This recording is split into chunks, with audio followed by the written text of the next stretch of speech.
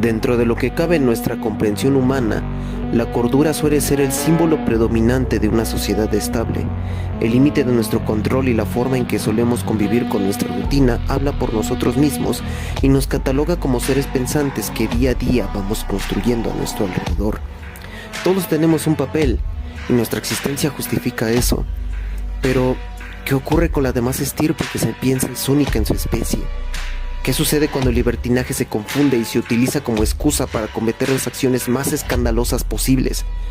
¿Qué ocurre con la idea de ceder el control y hacerles casos a los impulsos que se convierten en un crimen más de la vida cotidiana?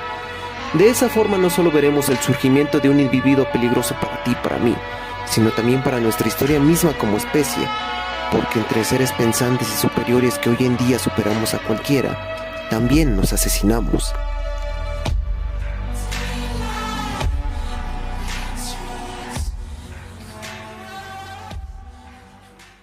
Soy Alfonso Hernández. Acompáñame a extirpar el concepto del asesino serial y la imagen poco común que los medios aprovechan para volver un producto más de su catálogo de entretenimiento.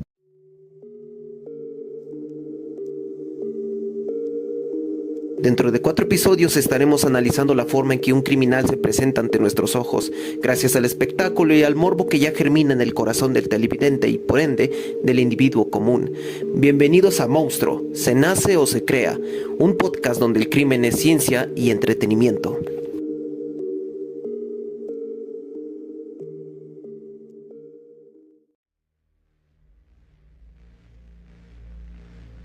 La palabra asesino serial a lo largo de nuestra historia ha sido utilizada para fines recreativos en diversas circunstancias, ya sea para promover el amarillismo o el entretenimiento.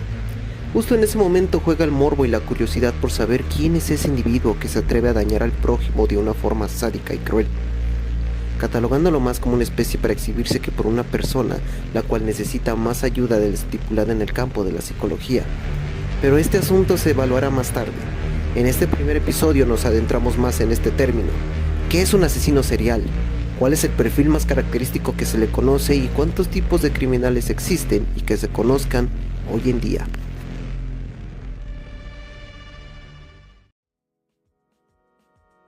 Según palabras de la criminóloga socióloga Marisol Madero, proveniente de la Universidad Vizcaya de las Américas, el asesino serial se le describe como el individuo que mata como mínimo en 3 ocasiones y con un cierto intervalo de un tiempo entre cada homicidio. Además de actuar con un contacto directo con la víctima, utiliza armas blancas, estrangula o golpea y casi nunca usa un arma de fuego y por último, realiza sus crímenes como una especie de rituales en los que se estimula a sí mismo, mezclando las fantasías personales con la muerte. Al contrario de una persona civilizada que diferencia entre lo permitido y lo que no lo es, estos criminales creen que todo les está permitido y se excitan con las situaciones prohibidas y de riesgo. Cuando aniquilan suelen tener como objetivo final el de humillar a su víctima y de esta manera experimentar el poder, recobrar la autoridad y reforzar su autoestima. Para estos sujetos la actividad criminal es un aspecto secundario, ya que su móvil principal es un vehemente deseo de dominio y de superioridad. No obstante, en virtud de su manera de actuar en el momento de cometer sus crímenes, es posible clasificarlos en 2 grandes categorías. El primero se le cataloga como el asesino organizado, del cual se le cataloga como el tipo metódico que planifica bien sus crímenes, acecha a sus víctimas, porta consigo un arma distintiva y va directo a cometer lentamente sus intenciones. El segundo es conocido como el asesino desorganizado, y al contrario al visto anteriormente, se trata de sujetos dominados por impulsos súbditos, eligen a sus víctimas de forma espontánea y las aniquilan con cualquier arma blanca que tengan a su alcance. Como podremos darnos cuenta, este tipo de agresores carecen de empatía y humanidad, pues ven más a sus víctimas como trofeos que como humanos.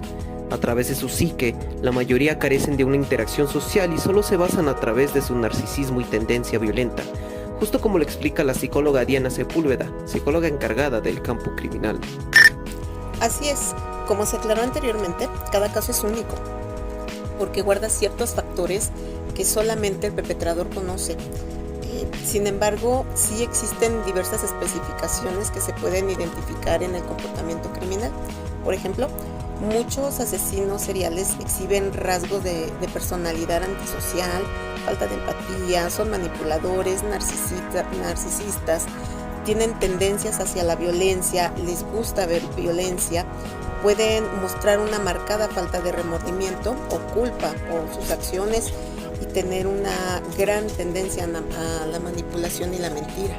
Apartados de un entendimiento que solo ellos pueden llegar a comprender, estos individuos no solo se valen por sus motivos, además de poseer un perfil mental que ya desde un principio nos deja claro que no son iguales a nosotros, también se valen de un perfil social que, involuntariamente, se fue traicionando a lo largo de una historia que se fue mezclando con la nuestra.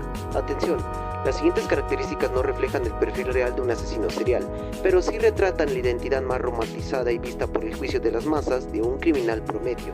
Según investigaciones de la socióloga Marisol Madero, el sexo predominante de un criminal serial se refleja en un 95% del masculino, con un 68% de raza blanca caucásica y una media de edad que refleja en los 31 años de edad. Es decir que a partir de ese límite se han logrado identificar varios criminales. Además, presenta un nivel de escolaridad llegada al nivel superior y en su mayoría son casados o recientemente separados de un matrimonio o relación amorosa. En cuanto a la víctima promedio, los siguientes datos que la perfilan son los siguientes. El sexo que predomina es femenino con un 67% de origen blanca caucásica, con un 71% y una media de edad en 33 años que son identificadas al momento de conocerse. Además de ser carnada de los criminales, se sabe que hay un 67% de probabilidad en que la víctima no guarde una relación cercana con el asesino, un 21% de que sean conocidos y un 5% de que se trate de algún familiar cercano. Además, la intención del rapto es cercana a un 44% de motivos sexuales, un 18% de motivos económicos y emocionales y solamente un 4% de crisis psicóticas del asesino. Ese pequeño porcentaje final significa que las víctimas encuentran su final a manos de una tendencia violenta que carece más de motivo como de razón. Así es, la locura también es un pretexto para el asesino. El perfil es típico para un criminal que lo único que busca es sembrar el miedo a su paso y crearse una imagen que quede estampada por largo tiempo en la sociedad. Pero aunque todos guarden el mismo fin, cada uno es diferente ya sea por sus modus operandi o sus motivaciones. Y tras las palabras de Marisol Madero, podemos encontrar las siguientes categorías. El asesino serial común, el perfil más sonado entre todos. Lleva 3 o más asesinatos perpetuados en lugares y periodos temporales diferentes. El asesino en masa.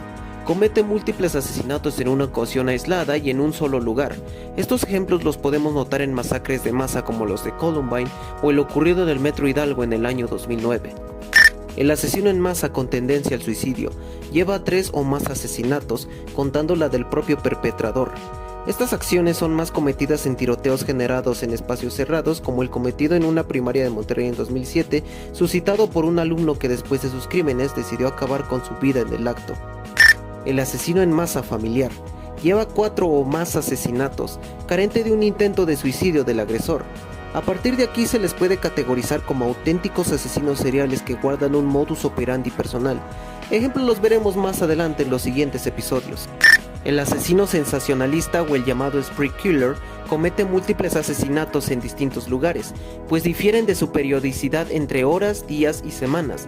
En esta categoría no cabe ejemplo más retratable que el de Juana Barraza Samperio, la famosa Mataviejitas, quien se encargaba de aniquilar a las personas de la tercera edad dentro de sus localidades sin respetar algún patrón de tiempo, pues sus crímenes se hacían ya sea por su juicio o por su gana. Empezamos a discutir yo y la señora por el dinero de que yo le dije que pues, no estaba bien lo que ella me pagaba. Ya fue cuando ella me empezó a insultar y la verdad sí, me maté.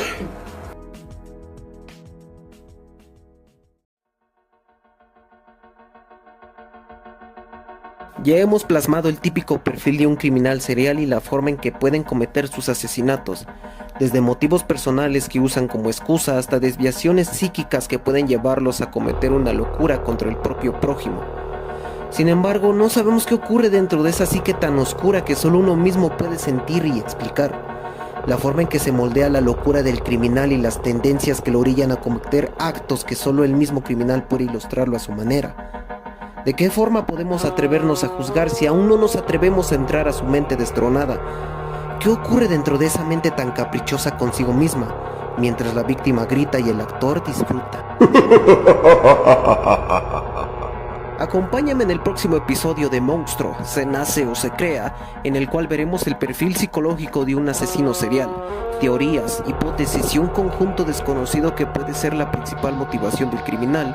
Es lo que se verá a continuación en nuestro segundo episodio.